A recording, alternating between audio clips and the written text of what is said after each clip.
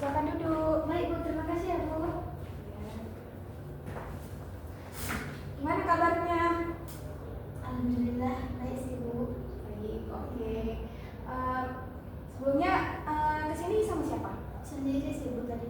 Sendiri. Oke. Kalau tahu rumahnya di mana? Kalau di sini rumahnya cukup di Ruko Bu.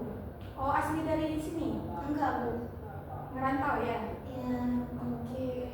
Nah, sebelumnya kita kenalan dulu ya, biar supaya kita bisa lebih dekat. Kita perkenalan dulu. Perkenalkan, nama saya Wahyuni. Kamu bisa panggil Kak Ayu ataupun Bu Ayu boleh. Nah, terus saya lagi sedang kuliah di UIN Arandiri, jurusan Bimbingan dan Konseling Islam. Saya asalnya dari Dayulus, tapi sekarang tinggal di Ruko. Udah pernah ke Dayulus? Belum pernah Bu. Mau coba?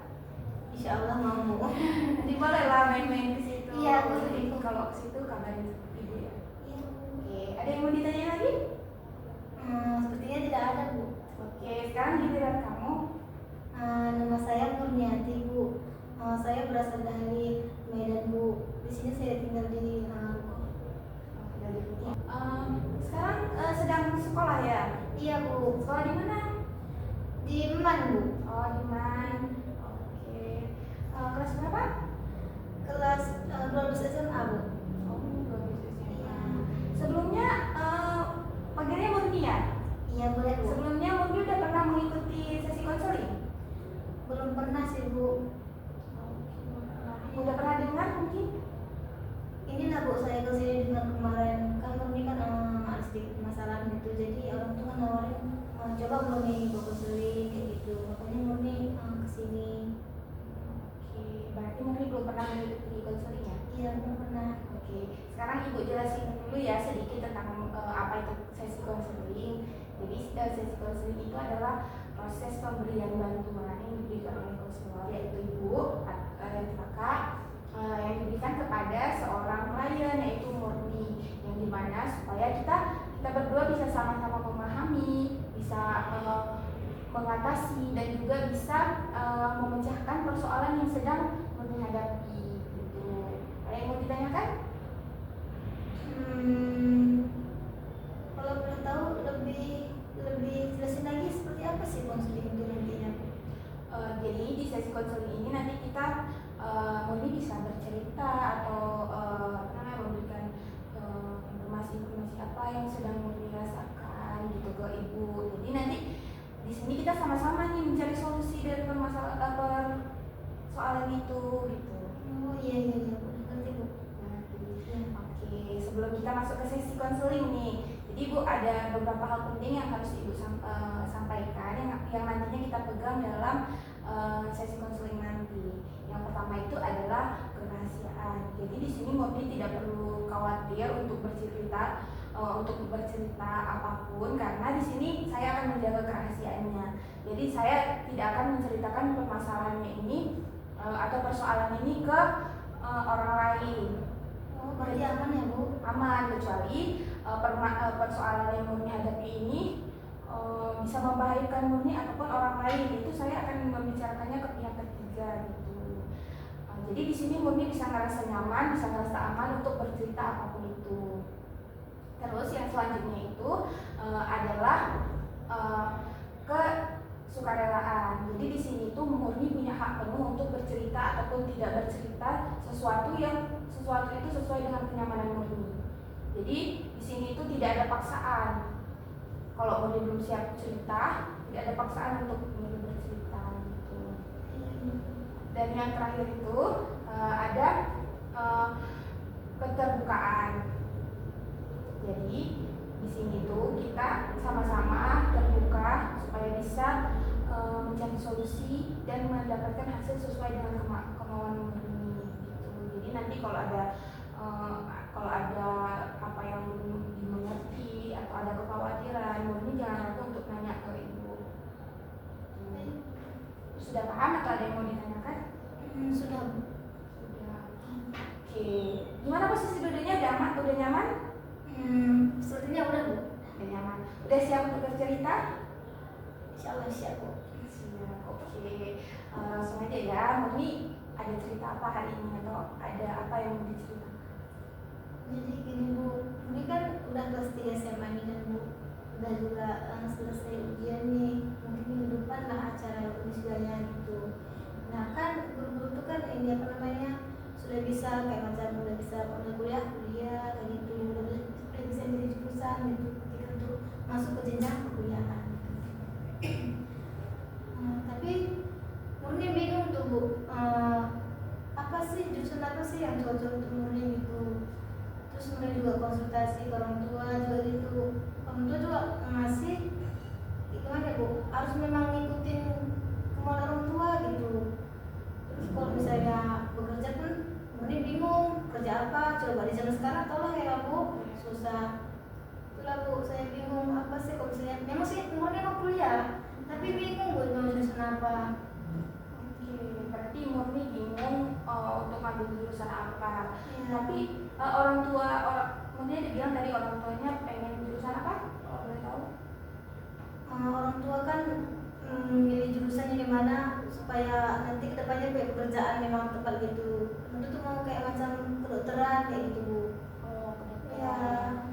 Untuk Murni sendiri, apakah Murni itu suka dengan jurusan itu atau bagaimana? Sebenarnya dibilang nggak suka, nggak juga sih Bu. Cuman kurang kayaknya Murni bakat itu, maksudnya nggak terlalu minat kali di situ.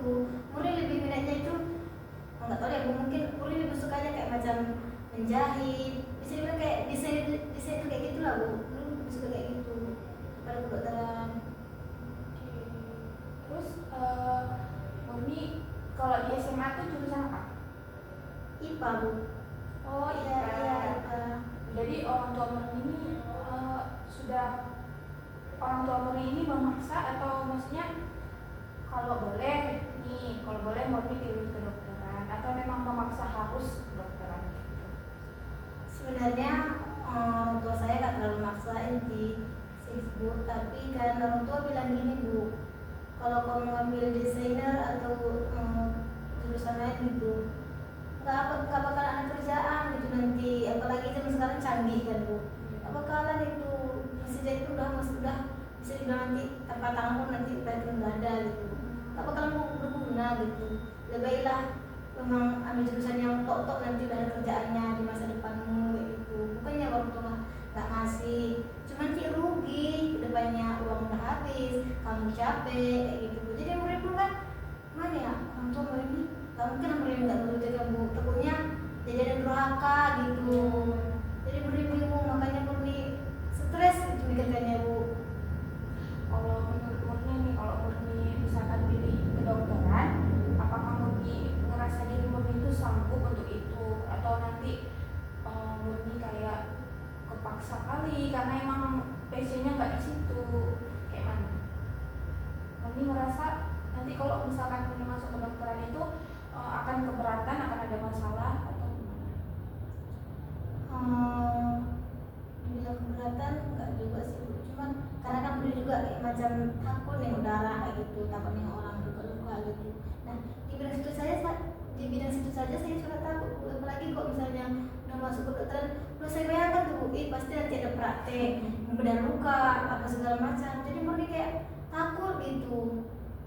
Cuman ada teman-teman bilang enggak kok, kalau udah nanti perlahan-lahan memang biasa gitu, cuma nanti kalau udah terbiasa nggak bakalan takut gitu. Cuma kayak macam ragu gitu Bu. Sekarang tuh plan Murni kedepannya apa? Kayak Murni tuh kedepannya mau apa gitu? Murni sih dulu ya Bu, kalau misalnya apa tuh memang Murni udah pengen masuk ke desainer gitu Bu. Nanti kan Bu udah tahu menjahit, udah bisa buat kayak macam bisa bikin baju sendiri, udah bisa bikin butik, kan seru tuh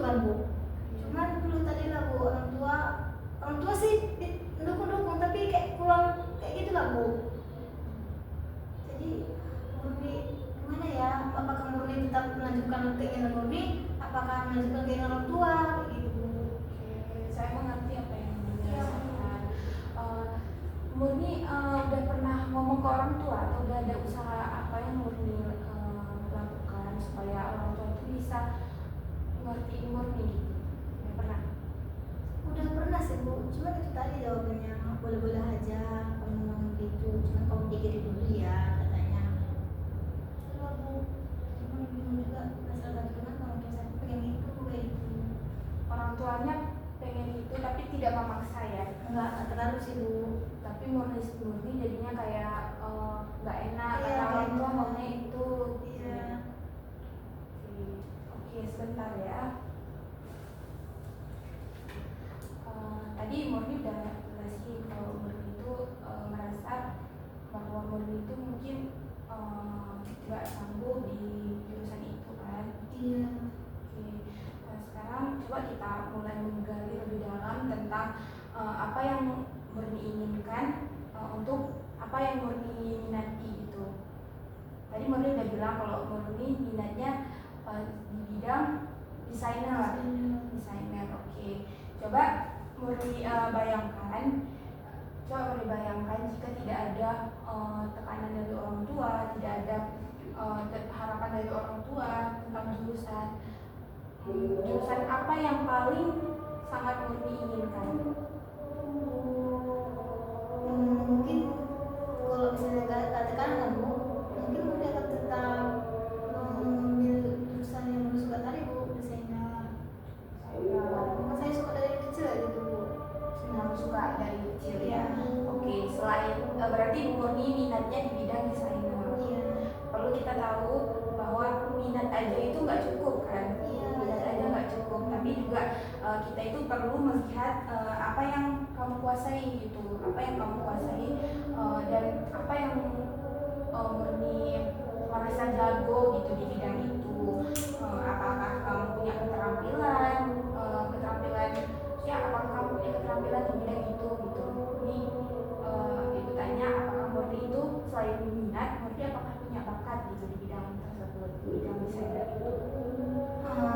Sepertinya punya sih Bu bakatnya itu, karena kan Murni kan di rumah tuh sering ini Bu, misalnya ada baju-baju nggak terpakai gitu, Murni sering jahit Bu. Padahal kan baju-baju robek itu baju orang tua itu Murni suka jahit, maka Murni kayak macam ada baju-baju yang polos gitu, Murni bakal rombak gitu Bu. Padahal orang tua ya Allah baju kok yang bagus-bagus dirombak lagi gitu, jadi karena Murni suka gitu, apalagi kan pas libur dulu itu masa-masa libur nggak kegiatan kan, Murni kan aku pas sesuatu ya itu dengan cara kayak menjahit, pokoknya asal-asal apa lah kayak gitu.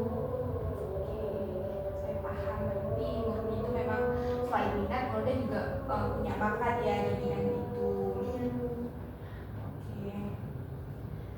Oke.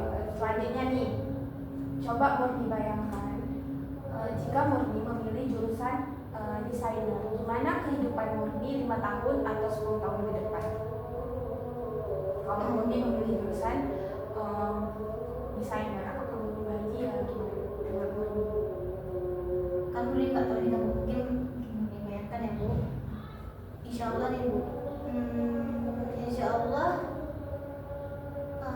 kehidupan Murni bisa dibilang layak lah Bu untuk depannya, kalau memang Murni jadi mengambil jurusan desainer itu, karena kan memang udah bakat kali gitu, mungkin Murni akan buka usaha, buka butik seperti saya bilang tadi Bu. Insya Allah kehidupan saya insya Allah terjamin lah Bu. Oke, di bayangan Murni berarti 5 tahun ke depan Murni udah punya butik, Murni udah bisa udah berhasil di karirnya, udah berhasil di 5 atau 10 tahun ke depan jika Murni memilih jurusan yang sesuai dengan kemauan Murni, yaitu desainer. Iya Bu. Oke, selanjutnya nih, kalau misalkan nih Murni pilih kemauan orang tua, Murni mengesampingkan apa yang Murni inginkan, terus Murni memilih untuk memilih jurusan dari orang tua. Gimana bayangan Murni 5 tahun atau 10 tahun ke depan, gimana sih kehidupan Murni kalau Murni pilih jurusan dari orang tua itu? Apakah Murni bahagia atau Murni mungkin merasa tertekan, gak sanggup untuk menjalani hidup gitu? Mungkin pas awal itu ya Bu, karena kan tau lah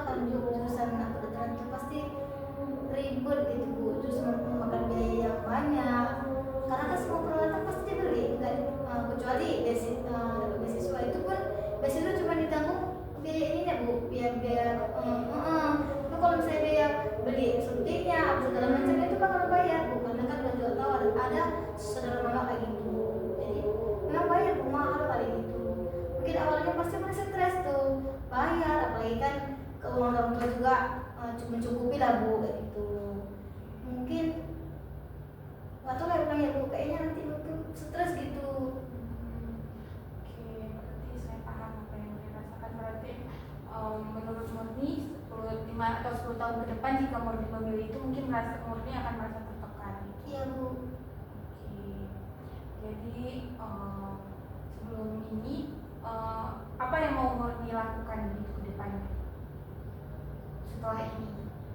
Setelah melakukan maksudnya Apa yang Murni ingin lakukan?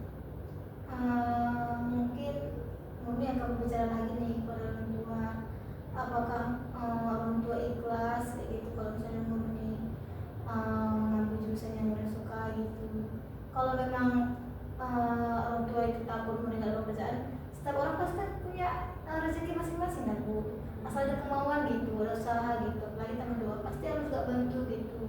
Mungkin murni akan lebih berkomunikasi dengan baik dengan orang tua dan cari waktu yang tepat lah bu untuk orang tua. Baik, ini kan kita udah berbicara tadi udah panjang lebar. Sekarang kakak ibu mau Murni itu merenungkan dulu apa yang mau Murni pilih ke depannya. Jadi nanti Murni bisa buat list apa-apa aja yang hal-hal yang mau Murni lakukan, apa aja yang mungkin Murni